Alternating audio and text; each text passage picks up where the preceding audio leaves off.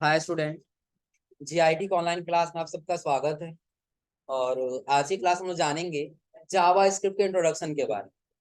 क्योंकि सबसे पहले आप लोग ये जान लीजिए कि जब हमने पहली क्लास स्टार्ट किया था अपने वेब डिजाइनिंग का, तो उस समय हमने ये बताया था कि जब हम एक वेब डिजाइन करने जाएंगे ना, उसमें सबसे ज्यादा हम 3 लैंग्वेज का इस्तेमाल करते हैं।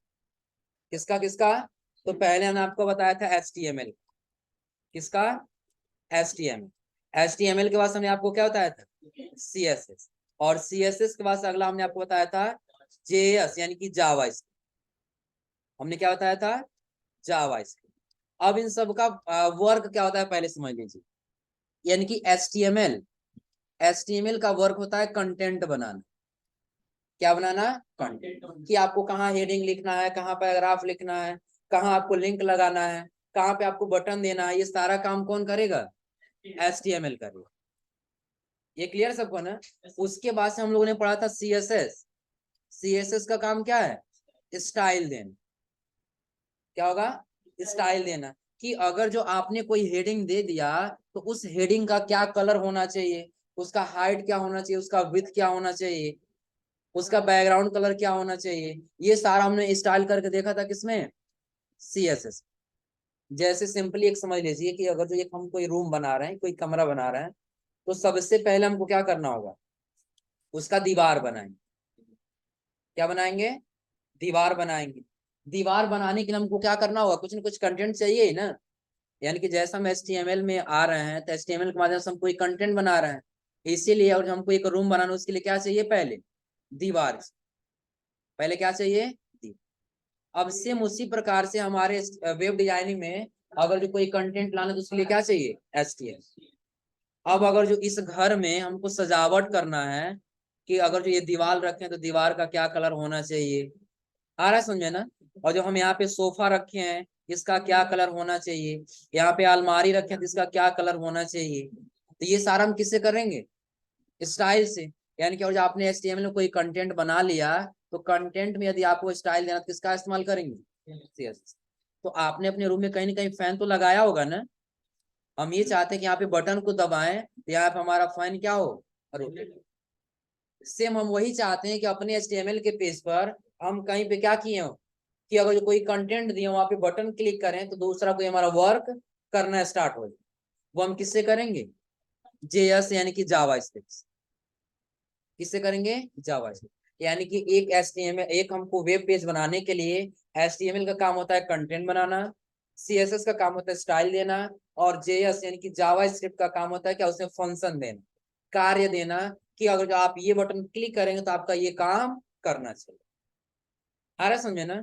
जैसे कि अगर जो आप यहाँ पे बटन लगाए हैं तो बटन अगर जो आप यहाँ पे क्लिक करेंगे ना तो यहाँ पे आपका ये फंक्शन दिखाई देगा। ये हम किसके माध्यम से करेंगे? जावा स्क्रिप्ट के माध्यम से। क्योंकि अभी तक हम लोगों ने पढ़ा था HTML और CSS, तो इसके माध्यम से नॉर्मली हम क्या कर पा रहे थे? कोई कंटेंट बना ले रहे थे और CSS के माध्यम से हम उसको स्टाइल कर ले रहे। लेकिन अब उसको हम काम करा करके देखेंगे कैसे काम करें।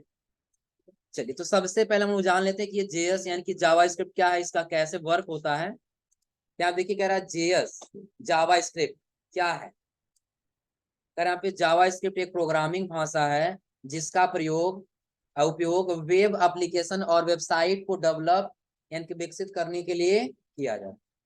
कि जो हमारा JS यानी कि जावा स्क्रिप्ट होता है ना, यह एक क्या है? Programming language. चूंकि प्रोग्रामिंग लैंग्वेज सिर्फ कौन समझेगा? कंप्यूटर समझेगा। और आया करा जिसका प्रयोग वेब एप्लीकेशन और वेबसाइट को डेवलप करने के लिए किया जाता है। आपको कोई वेब एप्लीकेशन बनाना है, हम जो ब्राउजर पे क्या कर सके, आसानी से कोई एप्लीकेशन यूज कर सकें, उसके लिए हम किसका यूज करेंगे? JS। किसका करेंगे यूज? JS। फिर दूसरा चीज इसमें कह रहा है कि आपको क्या करना, कोई वेबसाइट बनाना है। जैसे हम ब्राउजर पेज पर जाते हैं तो वहां पे हम क्या कर सकते हैं? कोई वेबसाइट ओपन करते हैं ना। जैसे सपोज करें कभी हम आ गए ब्राउजर पे, यहाँ पे हमने सर्च कर लिया GIT पडरौना, यह एक प्रकार का क्या है? वेबसाइट। अब ऐसे यदि हमको कोई वेबसाइट क्रिएट करना होगा तो हम किसका ज्यादातर इस्तेमाल करेंगे? जावा स्क्रिप्ट। आगे कह रहा है जावा स्क्रिप्ट एक लाइट वेट और cross platform script language. Light weight का मतलब क्या होगा? इसका वजन बिल्कुल हल्का होता है और क्रॉस प्लेटफॉर्म होता है। क्रॉस प्लेटफॉर्म का मतलब क्या होगा कि अगर जो कोई कोडिंग कर रहे हैं HTML में, उसके चाहे तो आप ऊपर भी लगा सकते हो और चाहे तो इसको नीचे भी लगा सकते। जैसे आप लोगों ने CSS स्टाइल पढ़ा था ना, आपको हेड सेक्शन में ही लगाना था या तो इन लाइन लगाना था, नीचे या ऊपर नहीं लगा सकते। तो ये क्या दे रहा है, क्रॉस प्लेटफॉर्म का मतलब क्या होगा, आप चाहे तो कंटेंट के ऊपर लगाइए और चाहे तो कंटेंट के नीचे लगाइए। और लाइट वेट का मतलब क्या होगा कि अगर जो हम यहाँ पे कोई भी अगर जो हम वेबसाइट रन कराएंगे, तो रन कराने का मतलब क्या होगा, हमको कोड कम लिखना होगा। क्या करना होगा, कोड कम लिखेंगे और वो वर्क क्या करेगा, ज्यादा करेगा। जैसे देखिए आप कह रहा है यहाँ लाइट वेट का मतलब इसमें प्रोग्राम लिखने के लिए कम कोड की जरूरत होती है। प्रोग्राम लिखने के लिए क्या करना होगा, कम कोड की आवश्यकता पड़ेगी। और क्रॉस प्लेटफॉर्म का मतलब क्या दिया है कि यहाँ किसी भी डिवाइस में रन हो जाता है। कि अगर हम चाहे कंटेंट ऊपर लिखें और चाहे नीचे लिखें, तो जब हम किसी भी डिवाइस ओपन करें तो अपने अनुसार क्या कर लेगा, एडजस्ट कर लेगा कंटेंट। जैसे कि आप लोग जब बूट स्टेप पढ़े थे ना, तो उसमें सर ने आपको करके दिखाया था कि अगर जो आप कोई वेबसाइट ओपन करते हैं, ओपन करने के बाद से यदि आप उसके साइज को यहाँ से क्या करते हैं, छोटा करते हैं, साइज को क्या करते हैं, छोटा करते हैं, तो कोई कंटेंट कटेगा नहीं, बल्कि सारा आपको कंटेंट यहाँ पे दिखाई देने लगे। दिख रहा है ना। तो ये क्या करेगा, JS एक ऐसा फंक्शन देगा कि आप उसको किसी भी डिवाइस में आसानी से वो रन करा सकते। और आकर जावा स्क्रिप्ट के द्वारा यूजर वेब पेज या वेबसाइट के साथ इंटरेक्ट कर सकता है। इसका मतलब ये हुआ कि अगर हम कोई भी काम करेंगे तो आप HTML से एक आप बहुत अच्छा क्या कर लिए, कंटेंट टाइप कर लिए, CSS के माध्यम से उसको स्टाइल करके एक नया उसका लुक दे दें। लेकिन काम करने के लिए, इंटरेक्ट करने के लिए कुछ ना कुछ डेटा होना चाहिए ना। हम चाहते हैं एक बटन पे क्लिक कर तो दूसरा हमारा काम करने लग जाए, उसके लिए हम किसका इस्तेमाल करेंगे, जावा। फिर आकर जावा स्क्रिप्ट के द्वारा हम एक वेब पेज के डायनेमिक फीचर को डाल सकते हैं। कि और जब हम जावा स्क्रिप्ट का यूज करेंगे ना, उसमें अलग अलग हम फीचर भी डाल सकते हैं। अलग अलग फीचर क्या है, जैसे अगर जो आपने अभी GIT पटौना ओपन किया था ना, और यहाँ पे क्या सर्च किया था, GIT पटौना, पहले वाले लिंक पे क्लिक कर। अब यदि हम इसके साइड को छोटा कर रहे हैं तो इसमें हम कंटेंट डाल सकते हैं। ये बटन और हम दबाएंगे ना तो ये हमारा अलग वेबसाइट आ जाना चाहिए। क्योंकि अभी आप लोगों ने जो CSS और HTML पढ़ा है, उसमें आप लोगों ने अभी ये नहीं कर पाया कि हम ये बटन पे क्लिक करेंगे तो ऐसे हमको सभी ऑप्शन ये पे दिखाई देने लगे। ये आप लोगों ने बूट स्टेप में पढ़ा है, लेकिन बूट स्टेप में पहले से हमारा वहां पे जावा स्क्रिप्ट लगा हुआ दिखाई दे रहा था, पहले स्क्रिप्ट लगा हुआ था ना। अब वैसे हम स्क्रिप्ट लगा करके देखेंगे और जब हम कोई वेब पेज रन कराएंगे तो वहां पे हमारा कैसे काम करेगा। और आकर इसका प्रयोग HTML और CSS के साथ किया जाता है। जावा स्क्रिप्ट और हमको यूज करना है ना, हम किसके किसके साथ करेंगे, HTML और CSS के साथ। और फिर आगे क्या रहा इसमें, इसका इस्तेमाल क्लाइंट साइड और सर्वर साइड दोनों के डेवलपमेंट के द्वारा किया जाता है। अब यदि आप यहाँ पे देखेंगे ना तो दो क्लाइंट आ जाते हैं, दो साइट आ जाते हैं। कौन सा, एक क्लाइंट आता है और दूसरा क्या आता है, सर्वर साइड आता है।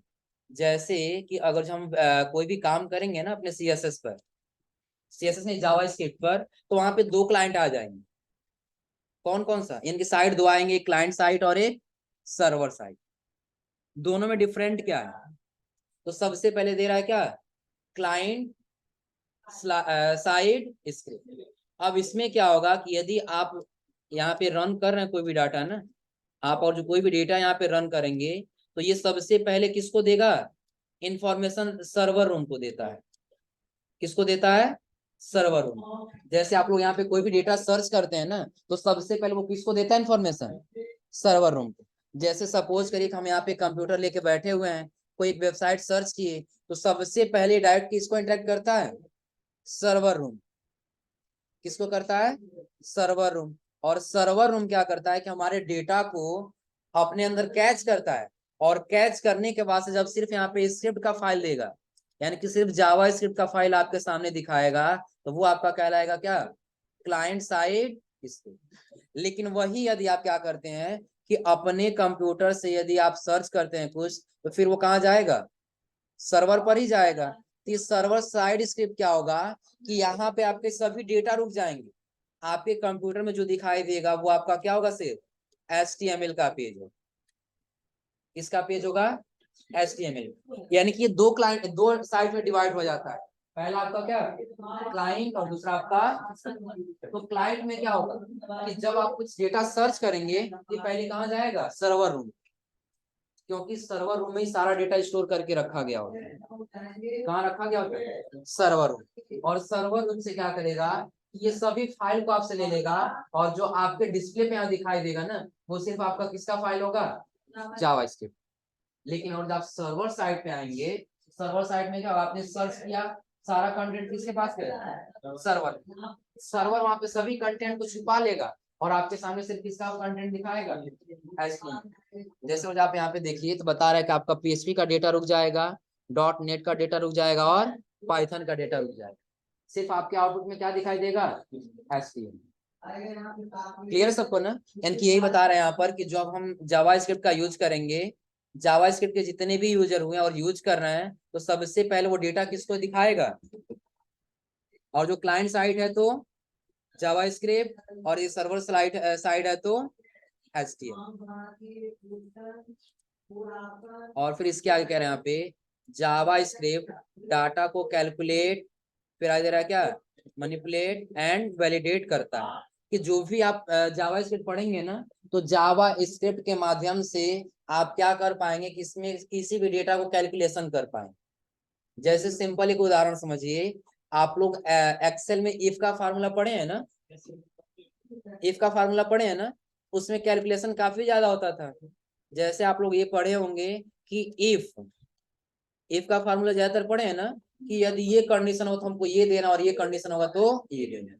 सेम उसी प्रकार से हम क्या कर पाएंगे कि अपने जावास्क्रिप्ट पे हम ये दे पाएंगे कि अगर जो 10 के बराबर, अगर जो 10 है तो ट्रू होगा, तो क्या होगा, ट्रू होगा। और यदि 10 के बराबर ये 9 नहीं है, ये क्या होगा, फॉल्स होगा। तो जब भी कहीं हम यहाँ पे लिखेंगे ना 10 बराबर 9, तो और जो फॉल्स को तो लिखेगा फॉल्स, और जैसे हम लिखेंगे 10 बराबर 10, तो अपने आप क्या लिखे आ जाएगा। आ रहा समझे ना।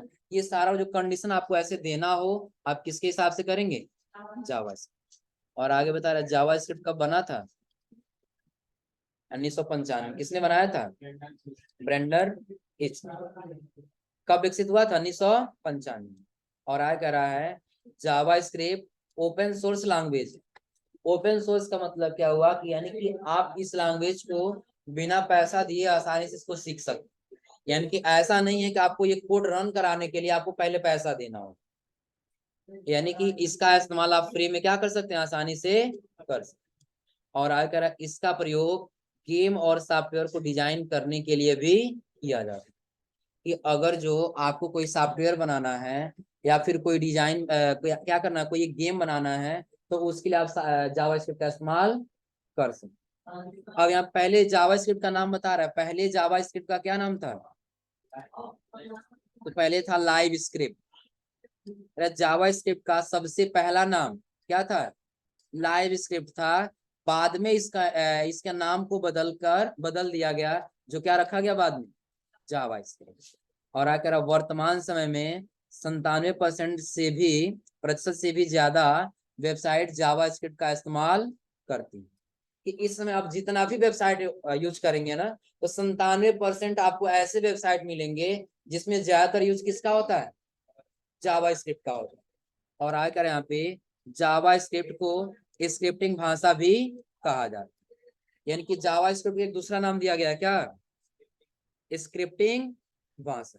और आगे कह रहे हैं यहाँ पे जावास्क्रिप्ट का प्रयोग यूजर की सूचना जैसे IP एड्रेस, ब्राउजर की डिटेल आदि को एकत्रित करने के लिए भी किया जाता है। जैसे आप लोग सुने होंगे कि किसी का डेटा क्या होता है, लीक हो जाता है, किसी का सिस्टम क्या होता है, हैक हो जाता है। तो जावास्क्रिप्ट क्या करता है कि उसके IP क्या होता है, इंटरनेट प्रोटोकॉल होता है, कि जो आपके कंप्यूटर के सभी जितने भी आदार्स होते हैं सबको कंट्रोल करके रखता है। सारी हिस्ट्री वहां पे सेव होती है, उसको क्या करेगा, एक्सेस करेगा, और साथ साथ में ब्राउजर की जितनी भी हिस्ट्री आपकी होगी ना, उन सबके डिटेल को क्या कर लेता है, एकत्रित कर लेता है। ब्राउजर का मतलब क्या होगा, आपने ब्राउजर ओपन किया और ब्राउजर पे आपने क्या क्या डेटा रखा हुआ है ये सारा आपका क्या करेगा, ये जावास्क्रिप्ट अपने अंदर एकत्रित कर लेगा। क्लियर है सबको ना? यहाँ तो थोड़ा सा लिख लीजिए, फिर आगे हम आपको बताते हैं इसका एडवांटेज ऑफ जावास्क्रिप्ट की जो जावास्क्रिप्ट है इसका क्या फायदे हैं।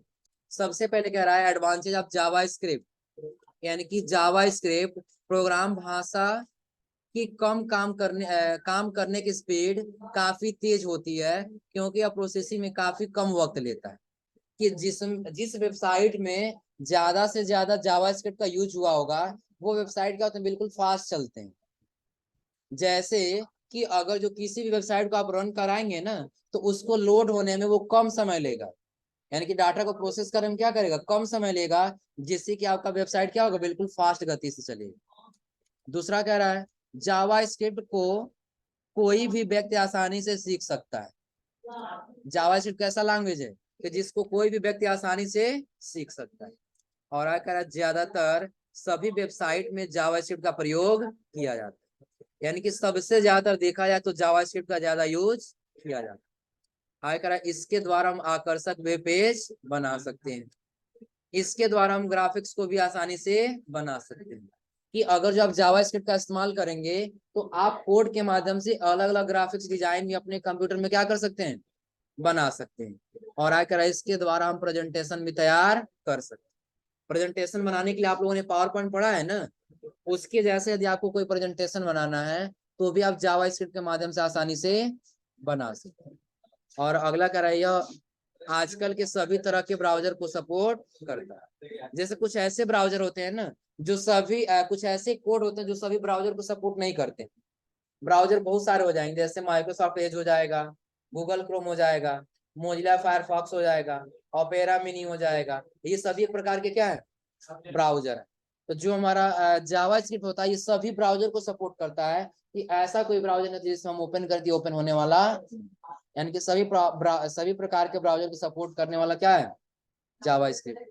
और आगे जावास्क्रिप्ट को दूसरे लैंग्वेज जैसे कि जावा, पाइथन और सी प्लस प्लस आदि के साथ भी इसका इस्तेमाल किया जा सकता है।